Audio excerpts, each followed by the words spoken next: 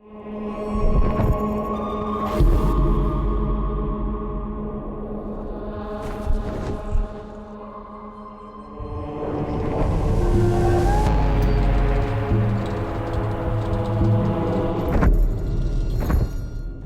Inferno, there's just nowhere to just hang out. You know, I'm just gonna go to the jacuzzi area. Anger is all about just intense violence and rage. Everything in the world is against you. Cutting limbs off, heads are coming off. Boom, boom, boom. Anger is definitely a level that Dante can sort of unleash his fury in.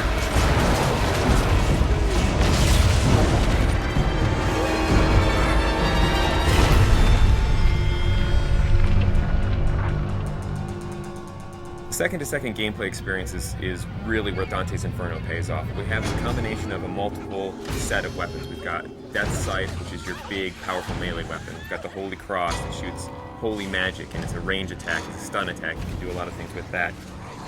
In addition to that, we have magic. You'll have magic powers that are on the righteous side and the unholy side. If you're in trouble and you want to like get out of the way or jump in the air or roll over there, whip out the scythe, blast with the cross, all those things just kind of lead into each other. You don't kind of have to stop, start up something else. The main thing is you have a big ass scythe in your hand. We had like a sword at first. It wasn't feeling right, it just felt small and puny. The scythe's the thing here, that's almost the other character in there. The scythe that Dante uses is actually Death Scythe. It's dark, it's evil, it's punishing, it's sharp.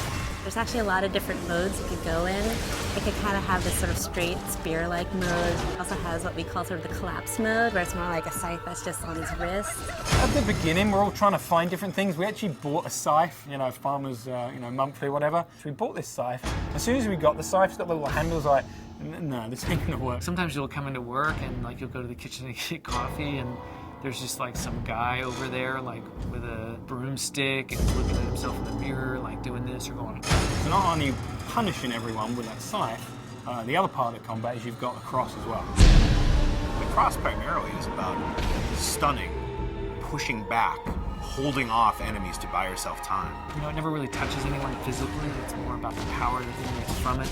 It's a little bit more about crowd control. I kind of liken it to sort of like the Force in Star Wars. It's really used as a great way to either set up a combo or a way to hold them in place while you then beat the shit out of them with the scythe. We really leave it open to the player whether they want to go sort of all in on the holy powers, whether they want to go all in on the scythe powers, or do a mix of both. There's kind of a reason that Dante's got these two weapons, kind of yin and yang, you know, they're dualistic. And that plays out in not just the combat, but in the story as well.